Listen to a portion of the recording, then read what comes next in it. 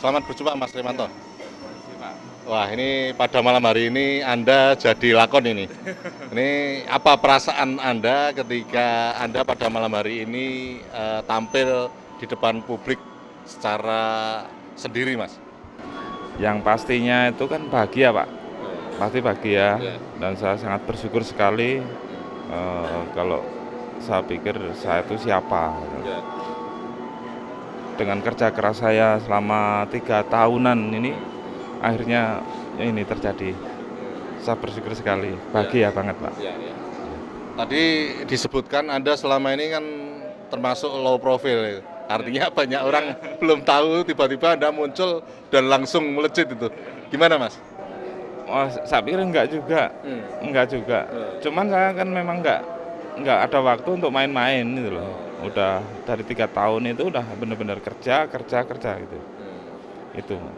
Artinya proses ini panjang ya Anda lakukan ya. Bisa diceritakan Mas, proses itu ketika Anda kan saya dengar juga malang melintang di audiovisual juga dulu ya.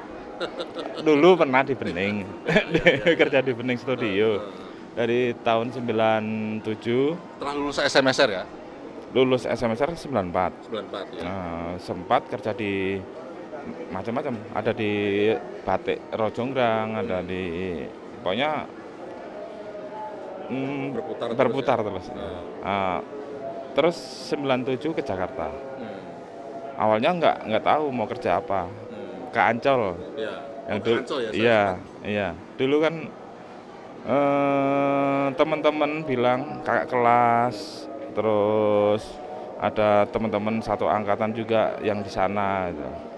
Nah, ada lingkup yang enak waktu itu kan, dipromosikan ke Jogja, yang sudah ke sana ke Jakarta promosikan ke Jogja, pokoknya di Ancol enak, bisa ngelukis, bisa. Saya tertarik langsung ke sana. Lalu bagaimana ceritanya akhirnya Anda istilahnya bersahabat dengan Pak Agung Topeng itu? Sebenarnya Pak Agung Topeng itu kan teman adik ipar saya. Otomatis ketemunya di rumah. Oh iya, iya. Iya, udah ini ya nggak sengaja aja. Nggak sengaja Iya. Artinya Anda waktu itu sudah membuat karya-karya Udah dilihat ya. Kalau nggak salah tahun 2001 ya. Itu saya nggak tahu Pak Agung Topeng itu siapa. Tapi yang saya ngerti itu temen adik saya kan Cina-Cina. Oh iya. Ya udahlah gitu aja. Setelah cerita kalau Pak Agung Topeng itu senang dengan karya lukisan, karya-karya seni, ya udah saya semakin ada harapan, wah ini nanti saya berkarya lagi lah, biar dilihat lagi ya. Belum mikir sampai mau sejauh ini, belum. Cuman dilihat aja sudah seneng. Lihat aja, ya? oh ya udah rasanya kayak, wah gimana gitu. Itu. Karena tadi saya juga udah bicara sama Pak Hong Jin, termasuk dengan Pak Agung Topeng di luar. Itu Anda akan dibawa ke Cina setelah ini. Bahkan ketika ini mau dibeli karya Anda yang sebelah sini, itu tidak boleh itu. Gimana? Iya, banyak yang tanya karya ini harganya berapa. Nggak saya sebutkan namanya, ada. Ya otomatis kan tetap ini karena Pak Agung support dari awal. Saya nggak mungkin tanpa sepengetahuan Pak Agung memutuskan untuk paling tidak saya akan tanya dulu untuk ini gimana nih. Dan sampai sekarang saya nggak berpikir untuk jual. Sampai sekarang nggak ada. Itu. Pasca itu nanti bagaimana itu? Ini bukan klimaks. Ini star bagi saya. Dan ini udah lupa saya lupain. Saya mikirin yang mau ke sana itu. Pak Nasirun, ini Anda sebagai seniornya Pak Rismanto ini kelihatannya punya istilahnya pendapat yang bagus ini tentang karya-karya Pak Rismanto ini. Ya, hanya saya sebagai kakak kelas, tapi yang jelas bahwa Rismanto malam ini dia mampu memamerkan karyanya yang sangat spektakuler. Pertama, yang kedua, Jogja nambah satu perupa lagi yang saya kira ikut meramaikan, mewarnai kesenian di Jogja sebagai kota budaya, karena selama ini Jogja sebagai kota budaya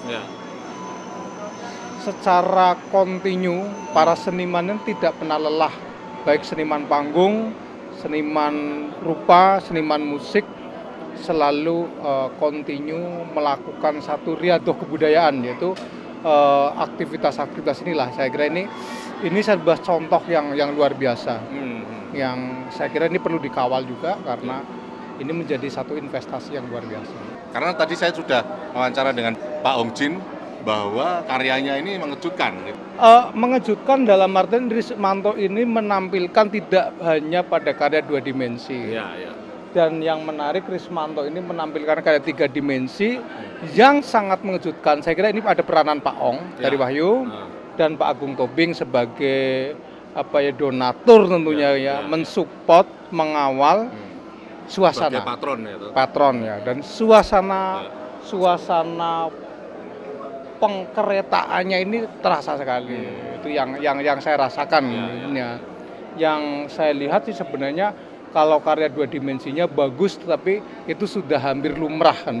Tapi karya 3 dimensinya sangat mengejutkan. Biasa, ya lebih kedalamannya, suasananya ketangkap. Seperti kita di dalam situasi ataupun suasana kereta di stasiun ini. Itu yang menarik. Aku pikir ini sebuah kerjasama yang menariknya, tidak hanya memamerkan visual, tapi memamerkan suasana. Anda sebagai sama-sama kreator, ini ngelihat kedepannya ini menurut Anda gimana nih? Saya kira seperti ini lukisannya Pak Joko Peki. Jadi keretaku tak berhenti lama, dia selalu Rismanto akan mengeksplor lebih jauh. Tidak hanya pada karya-karya yang secara visual ini adalah objek dari luar dari kereta. Mungkin tidak menutup kemungkinan Rismanto dia akan bisa merespon kembali kedalaman dari kereta itu. Referensi ataupun dia punya romantisme membaca teks masa lalu untuk menjadikan satu hulu ledak yang luar biasa. Artinya bahwa mungkin sejarah pengkreatan itu memakan korban. Saya kira ini akan mengingatkan tidak hanya keindahan visual yang saya tulis dalam katalog saya, tapi ada humanisme yang dapat dicapai. Oke, terima kasih Pak Nasirun. Nah pemirsa, akhirnya saya Argo Pratomo Nugroho, RBTV Asli Jogja mengucapkan terima kasih atas perhatian Anda. Sampai jumpa.